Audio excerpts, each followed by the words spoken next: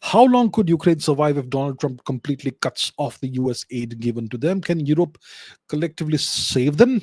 Why did Zelensky not accept the peace treaty proposed by Donald Trump when Ukraine is in a weak negotiating state? What would happen if the US cuts off military aid to Ukraine after this? The US is, Trump is, I'm pretty sure, in the process of cutting off all aid to Ukraine. I'm sure some announcements have already been made. I'm not going to go and look into the details right now because we are in a live stream right now. But yes, the process has started. Trump is going to cut off aid to Ukraine. See, Trump came to power with a number of promises. He made a number of promises, right? One of the promises is that he was going to end the Ukraine war essentially the first day of his presidency. He has said it's been a bit longer than that. People understand it takes time, but he's already made the moves and taken actions that and reached out to Putin and spoken with Putin on the phone, etc.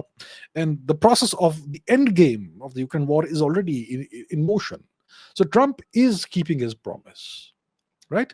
And the only question then is that what happens to Ukraine? What terms does Ukraine get? What happens to Zelensky, which is not that important. Ukraine is more important, not Zelensky. So essentially, the fate of Ukraine will be decided by Trump and Putin. Zelensky is not a legitimate leader. He's a dictator. He's a puppet. He's a puppet of the US. And puppets don't get to make choices. And he has no leverage over anyone. He is alive and breathing at the pleasure of his master, his hegemonic master, the US. Uh, so, look, what's going to happen now is Trump has no interest anymore in talking with Zelensky. He made it very clear that we can't do business with this attitude of yours. That's what he told Zelensky.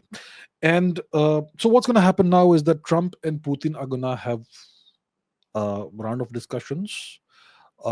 Their minions, subordinates like the Secretary of State of the US, Rubio, and Sergei Lavrov of Russia, they will meet multiple times and they're going to negotiate the parameters of the ceasefire. And Putin's going to get what he wants. He's going to keep the territories his nation has conquered from Ukraine and a number of other things. And I'm sure the end game, the deal between the US and Russia, will include the expulsion from power of Volodymyr Zelensky. I'm pretty sure. So it's almost like I'm making a prediction here. Um, why did Zelensky not accept this? Because it's the end for him then, right? Why is he relevant today? Because the media has propped him up, has lionized him as this great defender of Ukraine, right? He's relevant in the world today because the war is going on. The moment the war ends, his relevance, legitimacy, everything ends. So he wants this war to keep going on. And the EU leaders also seem to want this war to keep going on. Because their legitimacy also is to some extent tied to the war. And the choices they have made in the past 3 years tie them to the fate of, of Zelensky. So Ukraine is not in a weak negotiating state. Ukraine has zero leverage. Ukraine has no more say in its eventual fate and destiny. So the US will essentially cut off aid to Ukraine. If the EU wants to step in and give some aid, we'll see how that goes. It won't end very nicely for whoever does that in the EU as well. I don't think Europe can collectively save Ukraine. I'm sure they can give some money to Ukraine, but what about the arms and ammunition that Ukraine needs to keep fighting the war? Does Europe have any of that? They don't have much of that.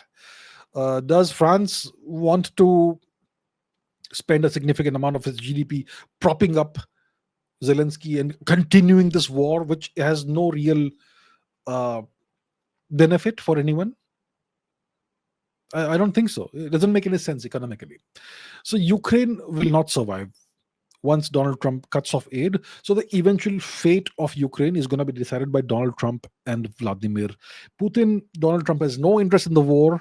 Putin knew that he just needs to keep the war going. I've said this so many times. It's been a slow war scenario. It's been a frozen conflict by design. If Putin wanted, he could have flattened Ukraine. He chose not to because there's no point doing that, right? And so on. So yeah, that's the situation right now.